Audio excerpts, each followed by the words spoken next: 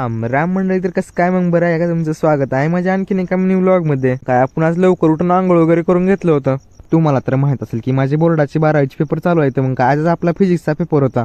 लय भीती वाटला, ते अभ्यास तर झालाय पण काय भिवूच वाटला तर मनामधूनच काय. मग आपण यशला घ्यायला आलो. यशला घ्यायला आल्याच्या नंतर काय तर आपलं गणपतीचं मंदिर आहे त्याच्या घराजवळच. मग काय तिथं पाया पडायला आलो. जरा म्हणलं जरा गणपती बाप्पा काय साथ देऊ आपल्याला. मग काय तर मारुतीचं मंदिर बी आहे तिथं बी पाया पडलं आणि थेट आलो आपण एक्झाम सेंटरला. नंतर बघला काय आपलं तेजस नंतर काय पॉकेट स्टडीचा आणलाय बाबा खिशामध्ये घालून. अशी भीती पाहिजे बाबा फिजिक्सच्या पेपरची. काय त्यानंतर पॉकेट स्टडी आणला, खिशा चिट्टा फाडून आणलाय. मग काय आपण थेट आलो बॅगा ठेवायला वरी. बॅगा वगैरे ठेवून थेट गेलो पेपर द्यायला. पेपर दिल्याच्या नंतर आपण आलो असं बाहेर आल्याच्या मला तर लय भारी वाटलं बाबा 50 मार्काचं लिहिलं, असं मन भरून लिहिलं बाबा. काय असं पेपर असं फाडून आला पूर्ण पेपर. मग असं यशला उचललो आणि थेट निघालो आपण त्याच्या घराकडे. कारण आज आपण जाणार होतो. थांबा थोडं सांगतो तुम्हाला. मग काय असं यश बॅग वगैरे ठेवून आला बाबा कपडे चेंज करून. काय असं डगळून कपडे घालते मग त्यानं बॅगी पूर्ण असं वार पूर्ण खेळता राहायला पाहिजे असं वाटतंय त्याला. मग काय असं गाडी उचललो आणि थेट निघालो माझ्या घराकडे. कारण मला बी फ्रेश व्हावं लागेल ना. काय त्यानं एकटा फ्रेश होऊन आलाय. मग काय आपण बी चाललो आपल्या घराकडे फ्रेश व्हायला.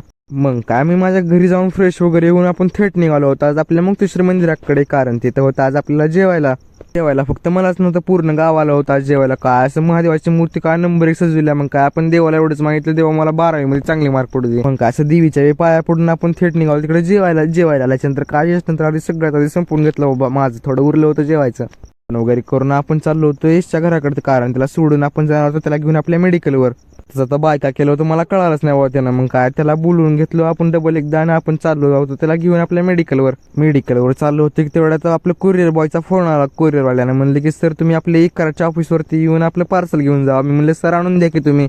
मग मी म्हणलो जाऊ द्या बाबा जाऊन घेऊन येऊ पार्सल. मग इथं पार्सल घ्यायला आलं तर त्यानं म्हणले की सर तुमची डेट उद्याची झाली. मग काय ठीक आहे भैया म्हणून आपण असं आपली गाडी घेऊन जाऊ. तेवढ्यात बघितले आपली छत्रपती शिवाजी महाराजांची काय असं मूर्त्या घेऊन चालत. ती बघून असं अंगात असं रक्त सळसळ करला तर बापरे. काय आता ह्या मिनी ब्लॉग मध्ये एवढंच. तुम्ही ब्लॉग शेवटपर्यंत बघितल्याबद्दल धन्यवाद.